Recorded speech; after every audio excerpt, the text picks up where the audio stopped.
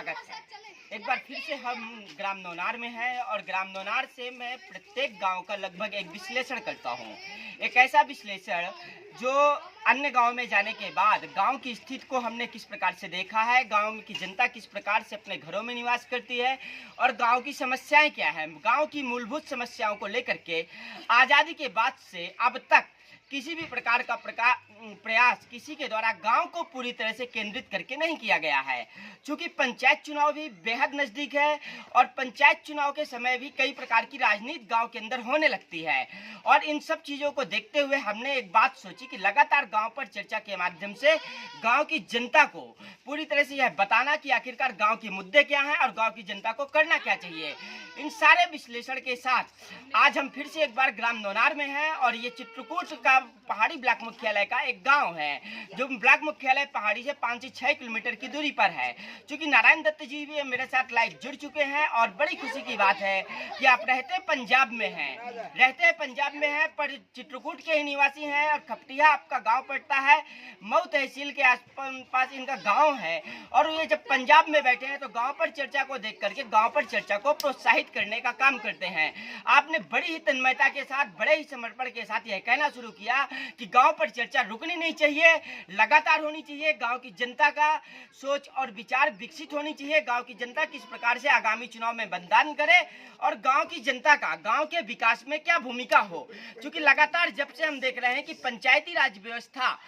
प्रकाश में आई है, पंचायती राज व्यवस्था बनाई गई है, उसके बाद से अगर आप सोचें तो गांव के समग्र विकास की सोच को लेकर के किसी ने भी अभी तक ऐसा प्रयास नहीं किया है कि गांव के अंदर की जल निकासी कैसे हो और गांव के घर घर को एक शुद्ध पानी पीने के लिए कैसे मिले। इन सारे बिंदुओं के साथ और गांव के किसान को खेत पर सिंचाई की व्यवस्था कैसे होगी। क्योंकि ग्राम पंचायत का जो चुनाव है वो सिर्फ खड़ंजा और नाली बनाने तक ही सीमित हो गया है, परंतु अगर पंचायत चुनाव की नियमावली को आप देख लें कि पंचायत चुनाव की नियमावली कहती क्या है और पंचायती राज व्यवस्था क्यों आई थी, तो आपको जवाब बहुत सारे मिलेंगे कि युवा कल्याण एक ऐसा विषय है कि अगर गांव का कोई प्रतिभावान युवक है जो पढ़ने में अच्छा हो या खेलकूद के क्षेत्र में अच्छा हो या किसी भी प्रकार की उसके अंदर नृत्य की प्रतिभा हो, किसी भी प्रकार की प्रतिभा हो, उन सारी प्रतिभाओं के विकास के लिए ग्राम पंचायत का प्रधान एक प्रयास कर सकता है और युवाओं को सम्मानित कर सकता है। लेकिन पंचायत प्रतिनिधियों के द्वारा युवा कल्याण के लिए अभी तक ऐसा कोई प्रयास नहीं किया गया था। ऐसे ही किसान संगोष्ठी किसानों के हित के लिए गांव के अंदर लगातार कृषि के विषय पर कि खेती किस प्रकार से की जाए, गांव की मिट्टी कैसी है, गांव में किस प्रकार की फसल करने की आवश्यकता है, इन सारे विषयों पर प्रत्येक वर्ष 6 महीने साल भर में कभी भी एक आधी संगोष्ठी होने की भी बहुत ज़्यादा ज़रूरत रहती है। और लेकिन ऐसी कोई भी संगोष्ठी, ऐसी कोई भी चौपाल गांव के अंदर गांव की गरीब जनता के बीच में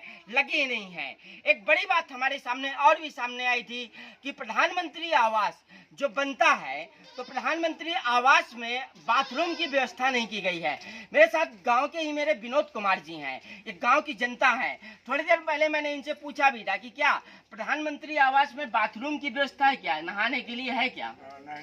नहीं है। देखिए यही बता रहे हैं कि इतना बड़ा प्रधानमंत्री आवास बनता है, पता नहीं उस प्रधानमंत्री आवास को बनवाने वाले लोग, उसकी योजना को बनवाने वाले लोग कौन हैं जिन्होंने एक बाथरूम की भी व्यवस्था नहीं की। और अगर नौनार गांव का ये दर्शन आप देख लें तो मैं कहूँगा कैमरामैन को कि वो घुमाएं इस ओर और देखें कि गाँव की जनता कुएं में अब तक क्या कहते हैं नहाने के लिए बाध्य है। पूरी तरह से गांव की जनता को कुएं में नहाने के लिए, महिलाओं को कुएं में नहाने के लिए आना पड़ता है। अगर प्रधानमंत्री आवास के अंतर्गत पानी की भी व्यवस्था होती, बाथरूम की भी व्यवस्था होती तो अमूमन है कि गांव की जनता को 21वीं सदी में भी कुएं में आकर के नहीं नहाना पड़ता था। आज भी गांव की स्थिति यही है कि गरीब वर्ग की जो जनता है वो कुएं या हैंडपंप में नहाने के लिए बाध्य है। और इन्हीं सब बिंदुओं को लेकर के चूंकि केंद्र की सरकार हो या राज्य की सरकार हो और चाहे जनपद का प्रशासन हो, सभी को इस ओर सोचने की जरूरत है कि आखिरकार गांव के अंदर किस प्रकार से विकास होगा। गांव के जो वृद्धजन हैं, अगर किसी की वृद्धावस्था की पेंशन है या वृद्ध व्यक्तियां बीमार हैं, उसके अच्छे स्वास्थ्य के लिए किस प्रकार से गांव के अंदर से ही प्रयास किए जाने की आवश्यकता है। यही जब हम देख करके हमने लगातार सोचा और विचार किया कि गांव के बीच में गांव की जनता के माध्यम से एक चर्चा हो, एक ऐसी परिचर्चा हो और इस परिचर्चा के माध्यम से प्रयास होना चाहिए। एक ऐसा प्रयास जिसके द्वारा लगातार एक ऐसा बिंदु का प्रयास हो कि गांव की जनता का चेतना स्रोत जागृत हो, गांव की जनता अपने गांव के विकास के लिए सोचे, उसका चेतना स्रोत इस प्रकार से जागृत होना चाहिए कि जिस प्रकार से लोगों ने गांव की जनता को आपस में लड़ा करके राज करने की कोशिश की है, ये प्रत्येक गांव की बात है। हम भिखारी गांव भी गए थे, भिखारी गांव पर भी जो हमने स्थिति की थी तो गांव में नालियां